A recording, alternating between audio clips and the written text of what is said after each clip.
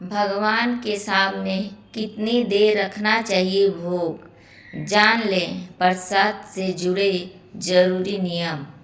हिंदू धर्म में रोजाना पूजा पाठ करने का बड़ा महत्व है।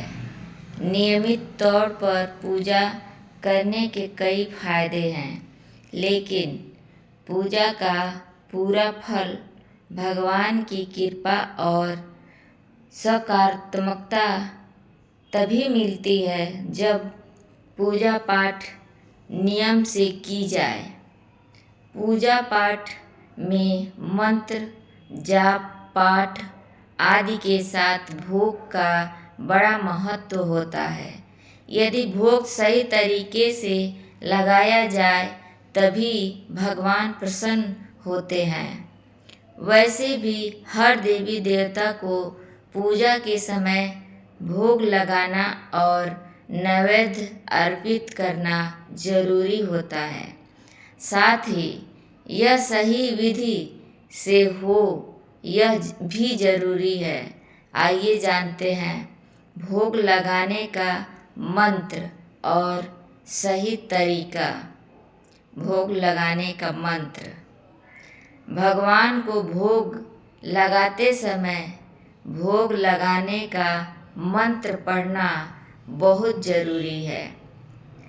माना जाता है कि भोग लगाने का मंत्र पढ़ने से ही भगवान भोग स्वीकार करते हैं।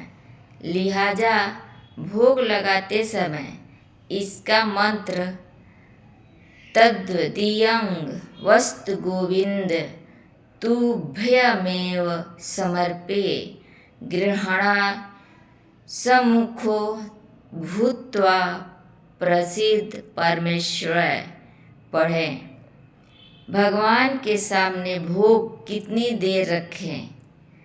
भगवान को भोग लगाते समय इस बात का ध्यान रखना जरूरी है कि भोग कितनी देर तक भगवान के सामने रखें। धर्मशास्त्रों के अनुसार भगवान के सामने से भोग तुरंत ना हटाएं, ना ही बहुत देर तक भोग को भगवान के मंदिर में रखा रहने दें।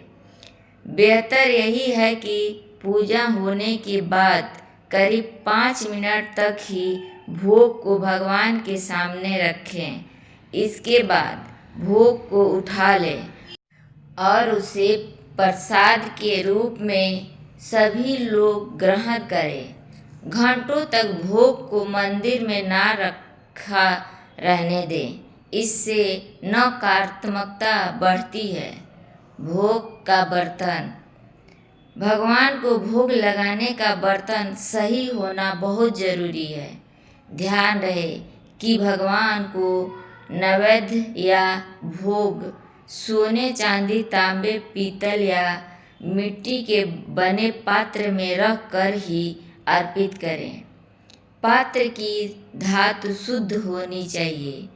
एल्युमिनियम, लोहे, स्टील, प्लास्टिक या कांच के बने बर्तन में भोग लगाने की गलती ना करें।